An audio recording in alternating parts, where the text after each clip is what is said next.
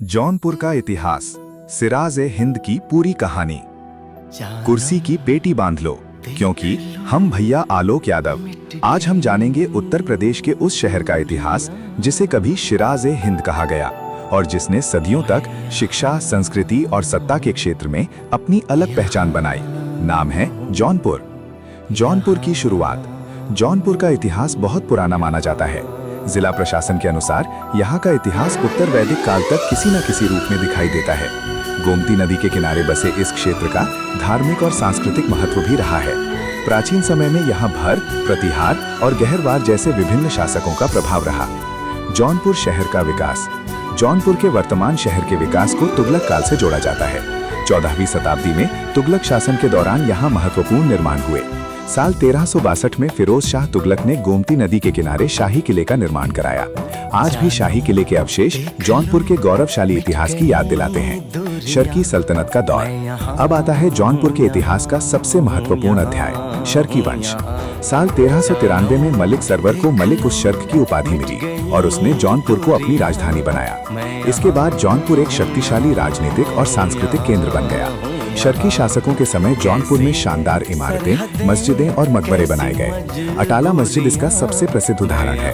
इसकी नींव 1393 में रखी गई और 1408 में इब्राहिम शाह शर्की के समय इसका निर्माण पूरा हुआ। इसी दौर में जौनपुर शिक्षा, संगीत, कला, साहित्य और संस्कृति का भी महत्वपूर्ण केंद्र बना। यहाँ अरबी और फारसी की शिक्षा के लिए दूर दूर से विद्यार्थी आते थे। शाही पुल। जौनपुर की पहचान सिर्फ किलों और मस्जिदों तक सीमित नहीं है। शाही पुल भी शहर की ऐतिहासिक पहचान है। जिला प्रशासन के अनुसार इसका निर्माण अकबर के शासनकाल में 1564 ईस्वी में मुनीम खान खाना द्वारा कराया गया था। लोदी और मुगल काल।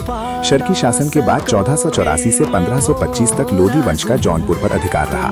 1526 में बाबर ने पानीपत की लड़ाई में इब्राहिम लोदी को हराया। इसके बाद जौनपुर पर भी मुगल प्रभाव स्थापित हुआ और बाबर ने अपने पुत्र हुमायूं को जौनपुर की ओर भेजा।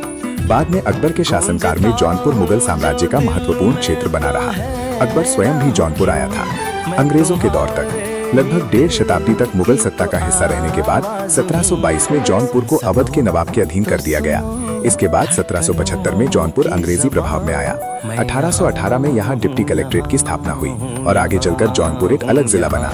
आज का जौनपुर अपने ऐतिहासिक किलों, मस्जिदों, शाही पुल, शिक्षा और सांस्कृतिक विरासत के लिए जाना जाता है। गोमती नदी के किनारे बसा यह शहर हमें याद दिलाता है कि इतिहास सिर्फ किताबों में नहीं होता, कभी कभी वो हमारे सामने खड़ी पुरानी इमारतों और पुलों में भी दिखाई देता है। तो ये थी जौनपुर की सदियों पुरानी कहानी, प्राचीन विरासत से लेकर शर्की सल्तनत, मुगल काल और अंग्रेजी दौर तक। अगर आपको जौनपुर का इतिहास पसंद आया हो तो वीडियो को लाइक और शेयर जरूर करना और ऐसे ही अपने जिले का इतिहास जानने के लिए प्रीमियम मीम्स को सब्सक्राइब करना मत भूलना। अगला जिला कौन सा हो कमेंट जरूर करना। नमस्कार।